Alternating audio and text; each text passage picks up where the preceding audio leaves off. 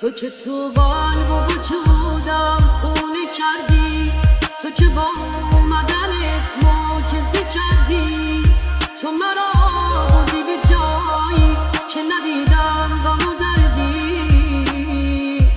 ای خدای رو زمینم تو مرا کشتی و از ما زنده کردی.